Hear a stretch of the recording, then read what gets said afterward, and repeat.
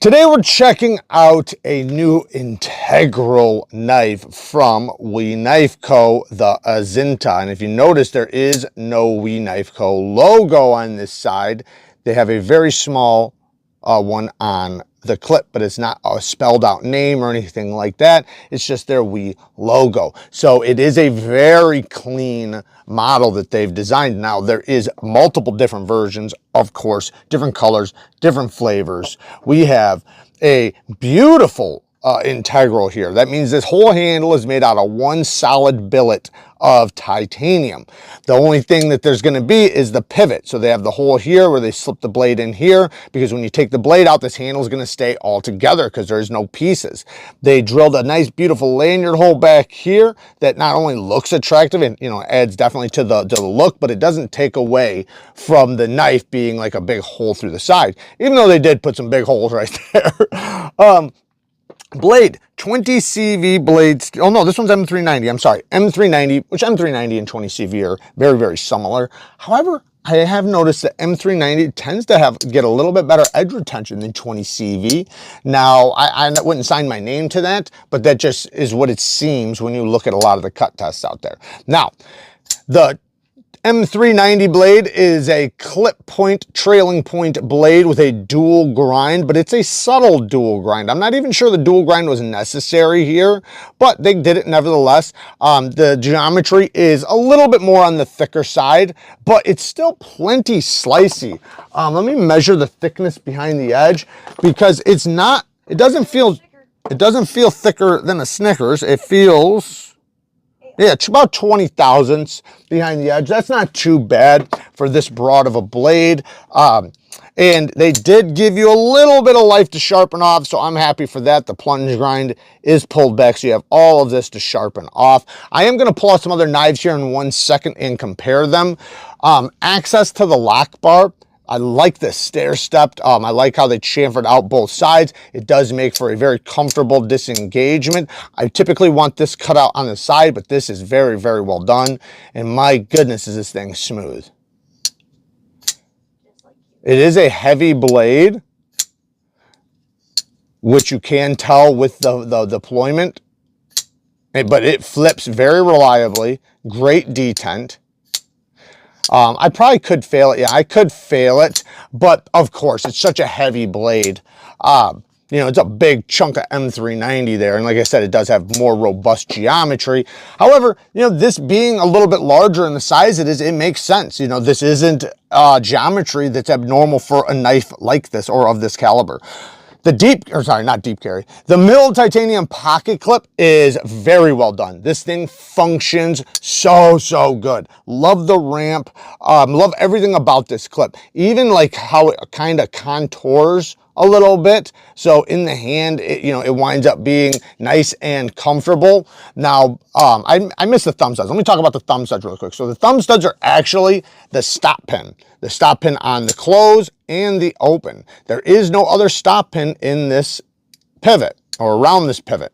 So it is hitting right here, and then when you open it, it's hitting right there. And you can see the little spots where it is hitting. Hit it right here. Come on. Anyways, it does hit there. You can see the opening spots. I can't see the ones on the close, but yeah, just trust me. That's where it's hitting. Now, so that being said, they are placed in a decent spot for thumb stud deployment, because that's typically the problem with stop pins being the thumb studs. You can use them in many cases, but in some cases they're up a little high. And they're in many cases too close to the scales. This one's not bad. They did make it a little bit higher than the scales. And, they are placed in a reasonable spot where you can still get a lot of leverage. So that's not bad. It is a little high, but they're not horrible. Ergos are phenomenal. A lot of integrals are. This is a big knife.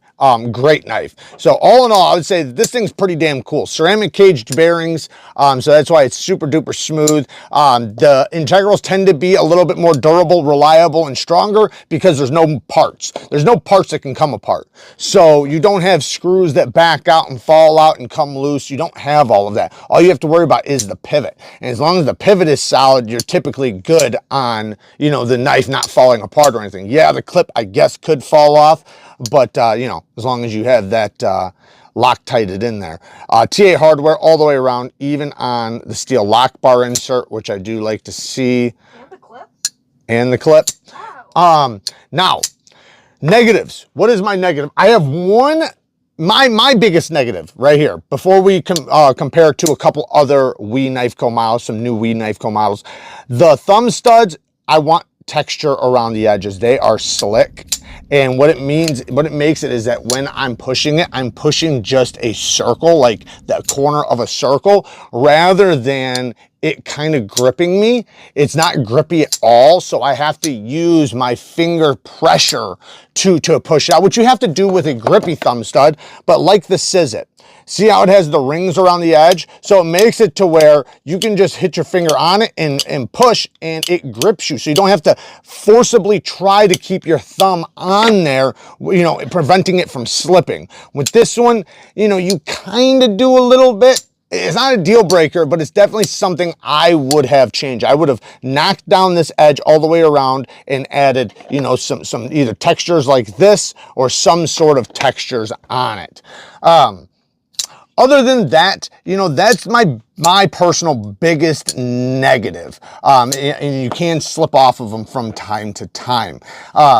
You know, but besides that, the knife is a large knife. It is very, very well done. The geometry is a little bit on the thicker side. So if you're looking for a model like this, you know you're getting more into it, like a tougher use knife. Now, if you want an XL size knife, that is, actually I have another one I want to show you guys.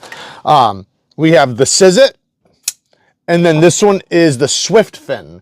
Yes, Swift Fin. So these are all three about the same size. However, this one has a clip point just like this one, but is a bit slicier, actually quite a bit slicier. And this is a harpoon straight clip point instead of a trailing clip point.